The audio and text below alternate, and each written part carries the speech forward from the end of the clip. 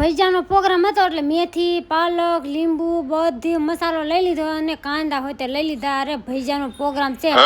મારા ભાભી ચટણીના કારીગર છે, નકરા ચટણીના નહીં ભજીયાના હોય ત્યારે બધું કામ એને કરવાનું હતું. ને મારા ભાઈને સૂલો સંભાળ્યો હતો ને અશ્વિનભાઈએ ધાણા સુધારવાનું કામ લઈ લીધું. અરે બધાને થોડું થોડું કામ હોપી દીધું. પછી તો ખાટી મીઠી ચટણી મસ્તની કરી નાખી. હા, નકરી ચટણી નહીં, એને ભજીયા હોય તે તળવા નતા. અરે એને બહુ મસીના ભજીયા આવડે. અને મારા કાજલબેન બત્તી પકડીને બેઠા છે. યાર થોડુંક અંધારું પડતું હતું એટલે.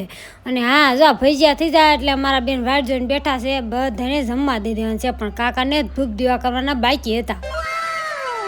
પછી તો આ બધા ટીંડોર પાલટીને જમવા દઈ દીધું. હા, પહેલા આને દેવાનું હતું ને પછી બધા મોટા મોટાને બેવાનું હતું ને બધા જમવા બેસી ગયા. અરે મસ્ત મસ્તનું છે આ બેન તો જો કાંઈ ઘટે નહીં. ભજીયા અને ચટણીમાં બહુ મસ્તના ભજીયા બન્યા છે. બધાએ બહુ વખાણ કર્યા. અને હા, આવા ભજીયા મને નથી આવડતા, મારાથી તો કાળા કાળા થઈ જાય.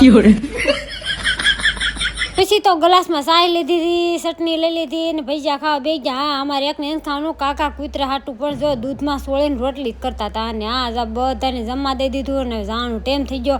અરે હાલવા ટાણે બત્તી બંધ પડી ગઈ હતી અને પછી નરેશ કે હાલો હવે હાલતા થાય. અરે રસ્તામાં ખેતલા આપા સા આવતી હતી એટલે બધા કહેતા હતા હાલો સા પીવાની છે. અમે બધાએ સા પી લીધી. હા, બહુ મજા આવી ગઈ. હા, આજ કોમેન્ટમાં ભજીયા તમને આવડે કે પછી મારી ઘોડે લાલ લાલ થઈ જાય. વિડીયો ગમ્યો તો લાઈક છે ને સબસ્ક્રાઈબ. Bye bye.